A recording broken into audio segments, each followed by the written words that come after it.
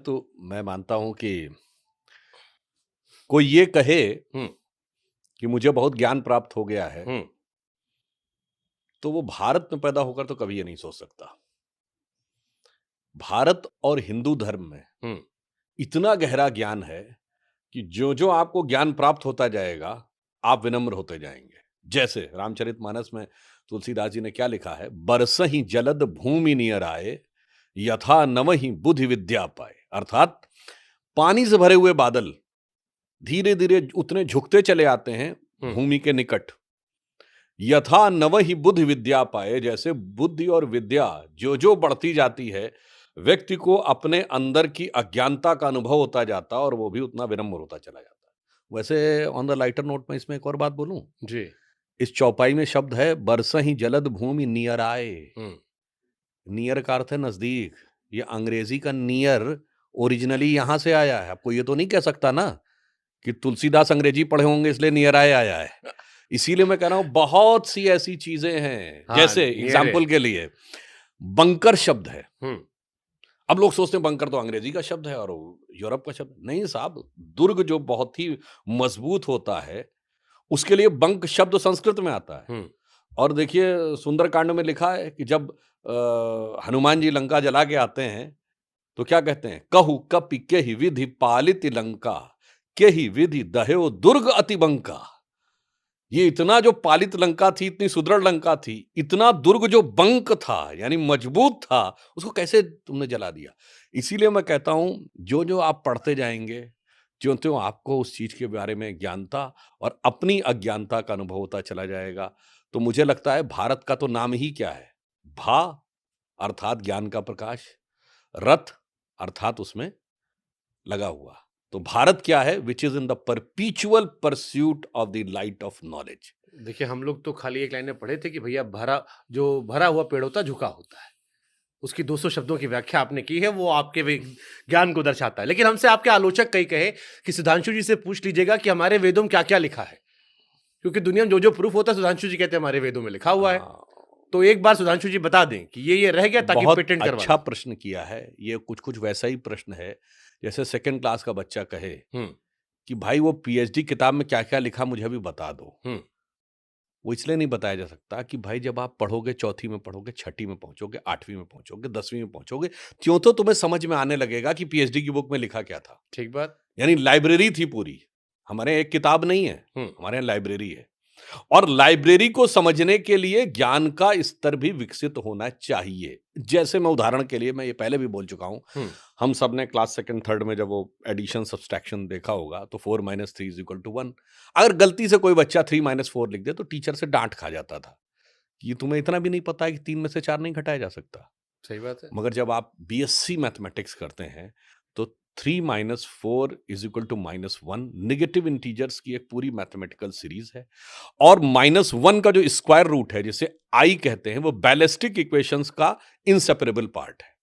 तो जब डॉक्टर कलाम के लेवल पे पहुंच के जाएंगे तो वो -1 और उसका बैलिस्टिक इक्वेशन में क्या रिलेशन है वो समझ में आएगा। और फिर जब आप निगेटिव में जाएंगे तो एब्सोल्यूट टेम्परेचर क्या होता है, -2 से 173 डिग्री सेंटीग्रेड, हुँ, जिसको 0 डिग्री केल्विन कहते हैं। हुँ, तो इसलिए मैं कह रहा हूं वो ये ना पूछे कि वेदों में क्या लिखा है। जो-जो वेदों के जो-जो ज्ञान का विस्तार होगा तब आपको समझ में आएगा। जो आदि शंकराचार्य जी कह गए, वेदा निखिलो धर्मो मूला। यानी संपूर्ण ज्ञान का उद्भव जो है वो वेदों से होता है। हुँ, तो आप समझ पाते हैं बाद में, ये नहीं है कि उसमें लिखा नहीं था। अब जैसे एग्जांपल के लिए मैंने ये, चलिए तो आपको होता है अब लॉगरिथम, अब लॉग बुक तो किसी ने पढ़ी नहीं। हुँ, तो जब पढ़ेंगे 9th में पहुंचेंगे तब समझ में आएगा ना। अच्छा ये बताइए, कोई बच्चा ये कहे कि मैंने इंग्लिश सीख ली, एबीसीडी सीख ली, ठीक, तो 27 अल्फाबेट सीख लिया, अब क्या पूरा शेक्सपियर का साहित्य मुझे पता नहीं भाई। ये 27 लेटर पढ़ने से शेक्सपियर का पूरा साहित्य नहीं समझ सकते। इसलिए मैं कहता हूं कि ये जो आपने प्रश्न किया है ना, ये जानते हैं कहां से संबंधित है। हुँ, माननीय प्रधानमंत्री जी ने जो कहा है कि ये जो अमृत काल है, हुँ, इस अमृत काल में उन्होंने 5 प्रण कहे। उसमें एक है भारत को विकसित राष्ट्र बनाना है, दूसरा है गुलामी की मानसिकता के हर प्रभाव से अपने को मुक्त करना है, और तीसरा है कि अपनी विरासत पर गर्व करना है। ये मैं सेकंड और थर्ड, और चौथा है खैर कि सबके लिए हमको कर्तव्य करना, और पांचवा है कि कर्तव्य सामूहिक रूप से करना। अब यही मैं कह रहा हूं, ये अमृत काल में जो विष है ना, कि गुलामी की मानसिकता के प्रभाव से अपने को मुक्त करना। जैसे मैं उदाहरण दे रहा हूं, महाकुंभ चल रहा है, समाप्ति की तरफ है। महाकुंभ बृहस्पति ग्रह के रोटेशन पे होता है 12 साल के बाद। इस बार आपने जितना सुना है, 2013 में सुना है किसी ने कि 12 साल के जुपिटर के रोटेशन पे इतना? मीडिया में किसी ने सुना था या अखबारों में चली? आप कहेंगे मीडिया नहीं था, इलेक्ट्रॉनिक चैनल्स तो थे। कितने इलेक्ट्रॉनिक चैनल्स पे बात आती थी 2001 में? अरे अखबार तो थे, इलेक्ट्रॉनिक चैनल 2001 में भी थे। 1989 में हम लोग बच्चे थे, इलेक्ट्रॉनिक चैनल नहीं थे, अखबार तो थे, मैगजीन्स तो खूब निकलती थी। कभी सुना ना? ये तो सदा सर्वदा से होता आ रहा था। परंतु अब जो वो अज्ञान का पर्दा हट रहा है, त्यों तो समझ में आ रहा है। ऐसा नहीं कि कुंभ के होने के आयोजन की प्रक्रिया में कोई परिवर्तन आ गया, हमारे समझने की प्रक्रिया में परिवर्तन आया है, यह समझने की बट जैसे जरूरत है। कुंभ का जिक्र आपने कर दिया, अब आपके आलोचक इस पे भी कहते हैं कि 144 साल वाला तो हर बार आता है, पिछली बार भी जब हुआ था तब भी 144 कह दिया गया था, इसका कोई प्रमाण नहीं है। ये अखिलेश जी से लेकर तमाम लोग लगातार आरोप लगा रहे अब हैं। देखिए, एक बात तो मैं ये कहूंगा, ये वही लोग हैं जो हर चीज में हिंदू धर्म और सनातन धर्म की आलोचना करते रहते थे। इसका कोई प्रूफ है 144 साल का? देखिए, बहुत सिंपल सी बात है, 12 साल में एक बार होता है। वैसे वो 72वें के बाद 83वें वर्ष में आता है। जुपिटर की साइकिल 12 साल की है, तो 12 साल की साइकिल के बाद यदि जो वो 12 साइकिल पूरी करेगा तो 144 ईयर्स होंगे। अभी जानते हैं क्यों लोगों को नहीं समझ में आता? लोगों के अंदर क्या हो गया है कि वेस्टर्न इन्फ्लुएंस ऑफ नॉलेज की जड़ता इतनी ज्यादा है। जैसे मैं बताता हूं, वेस्टर्न थ्योरी ये कहती थी धरती चपटी है और धरती स्थिर है और सूर्य पृथ्वी के चारों ओर घूमता है। यानी जिसको कहते थे ये अर्थ सेंट्रिक मॉडल। फिर आया हेलियोसेंट्रिक मॉडल कि सूर्य के चारों ओर सारे ग्रह घूमते हैं। सूर्य भी स्थिर है क्या? नहीं है ना, वो भी तो मिल्की वे के चारों तरफ घूमता है और उसमें वॉबल भी करता है। तो इसीलिए दुनिया की बाकी सभ्यताओं में ज्यादा से ज्यादा कॉन्सेप्ट है ग्रह का, नक्षत्र का सिर्फ हमारे यहां कॉन्सेप्ट है। ठीक है, एंशिएंट ग्रीक्स और उनमें था, वो हमारा ही इन्फ्लुएंस था। नक्षत्र दिखाता है कि बैकग्राउंड का कॉन्स्टलेशन क्या है। जैसे तो इसका मतलब 144 साल के बाद जब जुपिटर 12 साइकिल पूरी करेगा तो एक तरीके से अपना नया चक्र प्रारंभ करेगा। तो उस समय उसकी हमारे सोलर सिस्टम की स्थिति बदल चुकी होगी, तो जुपिटर की स्थिति एक प्रकार से नई स्थिति में वो प्रवेश कर रहा होगा। तो इसलिए हमें कहते हैं कोई इसमें ऐसी बात नहीं, मगर मैं तो सिर्फ ये कहता हूं मेरे भाई, हमसे पूछने वाले ये तो बता दें कि धरती स्थिर है, सूर्य चारों तरफ घूमता है, इस पे कभी चूं बोले हैं आज तक? आपको एक बात पता है कि 1633 में गैलीलियो को इस बात के लिए फांसी की सजा सुना दी गई कि तुमने कैसे कह दिया कि सूर्य पृथ्वी के चारों ओर नहीं घूमता है, पृथ्वी सूर्य के चारों ओर घूमती है। उसने माफी मांगी, सजा तो माफ हो गई, मगर दौर की बात है। नहीं, दौर आपको बता रहा हूं, दौर दौर कितना बड़ा है। उसके बाद उसका नाम लिख दिया गया convicted criminals in the eyes of church, यानी चर्च के अपराधी की सूची में उसका नाम। और आपको पता है किस ईयर तक उसका नाम रहा है? किस ईयर तक? 1992। 1992 पोप जॉन पॉल सेकंड ने उसका नाम हटवाया। यानी जब मनुष्य अंतरिक्ष में पहुंच गया 1957, जब आदमी चांद पे पहुंच गया, मतलब पहला सैटेलाइट 57 में स्पुतनिक पहुंच गया, 61 में यूरी गैगरिन स्पेस पे पहुंच गए, 69 में आदमी चांद पे पहुंच गया, सैटेलाइट्स पहुंच गए, फिर भी उसका नाम convicted criminals in the eyes of church में था। चू नहीं बोलता कोई। सारे ज्ञानदेव पाणे जो हमसे सवाल पूछते हैं वो वहां पे एकदम चुप्पी साध के बैठ जाते हैं। ये गुलामी की मानसिकता का विष है जो हमारी पीढ़ियों दर पीढ़ी हमारे दिमागों में भरा हुआ है, उसको निकालने की आवश्यकता है। और हमारा जो था सब कुछ सच होता जा रहा है। अब एग्जाम्पल के लिए कुंभ हो रहा है, तो क्या हम लोग, हमारी जनरेशन के जो लोग थे, जो 80 के दशक में बच्चे थे, क्या पढ़ाया जाता था तब तक कि Kumbh is on the, Prayag is on the confluence of Ganga Jamuna and the mythical Saraswati. Ganga Jamuna और काल्पनिक सरस्वती। आखिर में क्या हुआ? लेट 80s में नासा की सैटेलाइट पिक्चर में सरस्वती नदी का ट्रैक दिखा। अब जो जियोलॉजिकल डाटा आया है वो ये भी बता रहा है, अब तो सारे सिमुलेशंस वगैरह भी आने लगे, और चिंता मत करिए, एआई आने के बाद सब सिमुलेशन बहुत आसान हो जाएंगे। अब उसमें यह भी बताया गया है कि सरस्वती नदी आज से तकरीबन 5000 साल पहले सूखी थी, यानी एग्जैक्टली वही जो महाभारत का काल है या कलयुग का प्रारंभ का समय माना जाता है।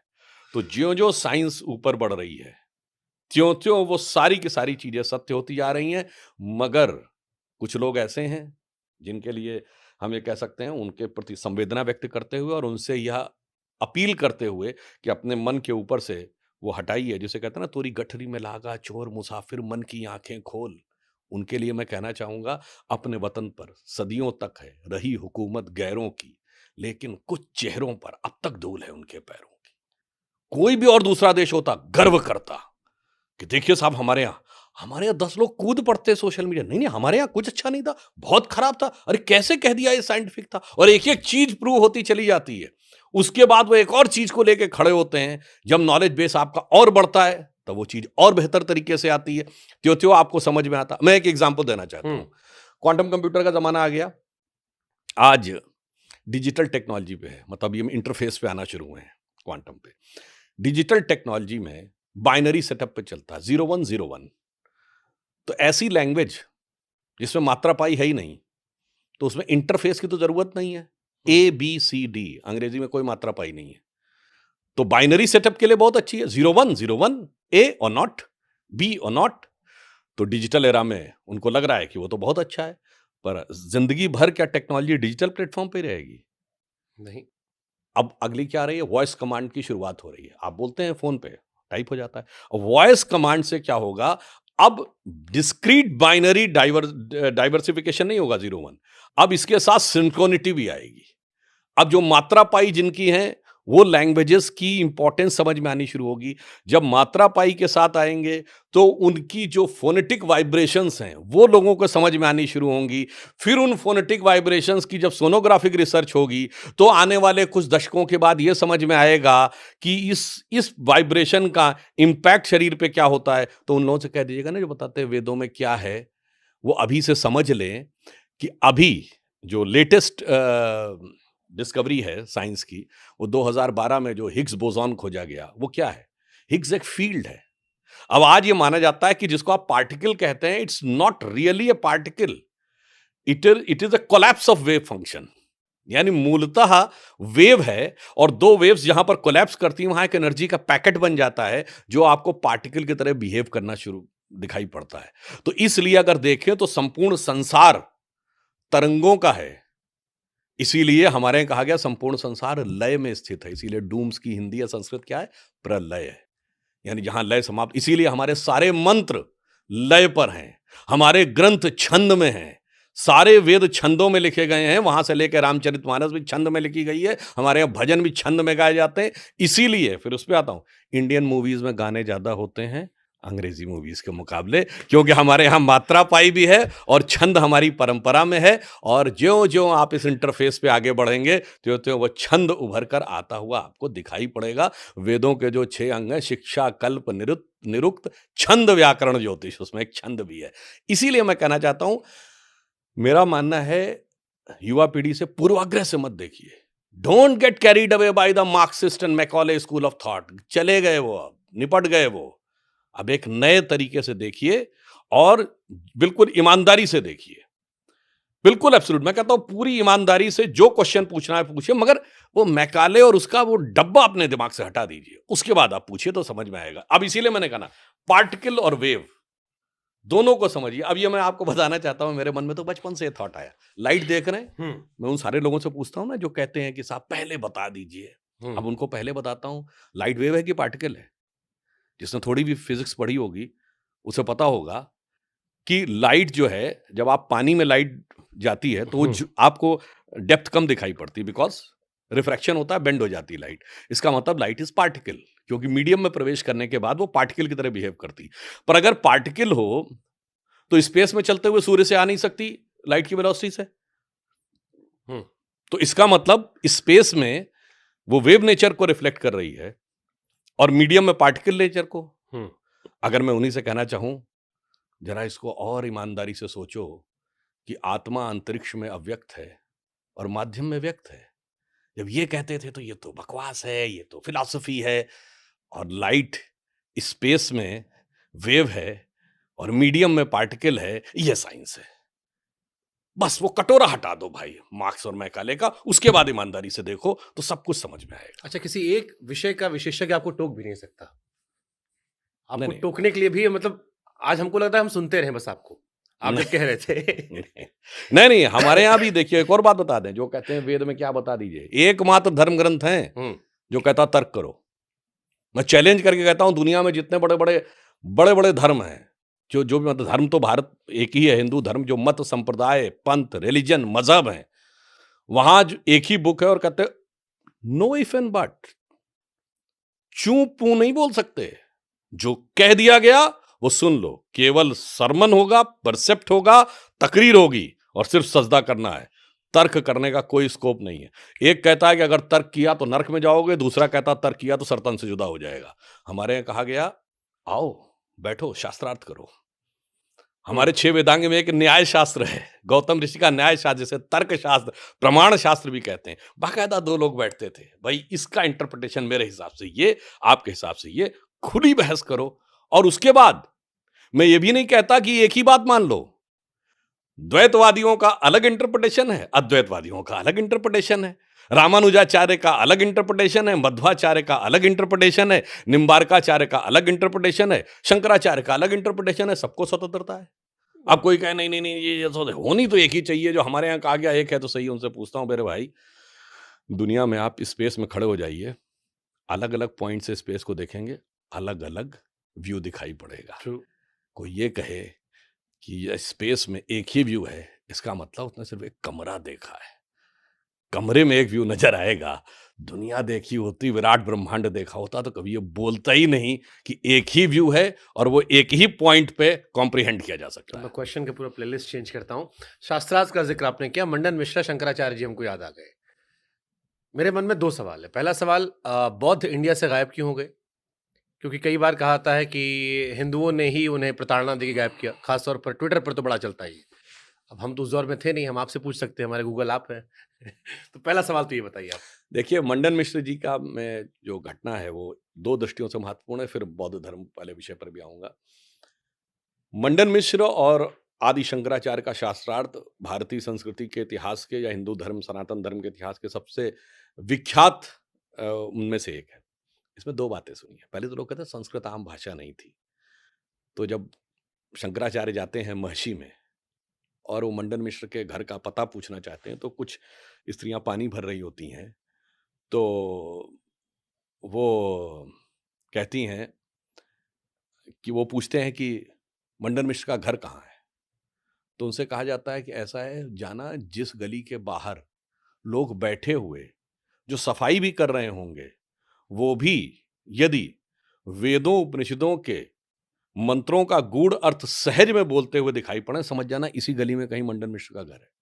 और उसके बाद जब उसमें जाना तो जिस दरवाजे के छज्जे, जिस घर के छज्जे पर तोता और मैना वैदिक मंत्रों का सस्वर पाठ कर रहे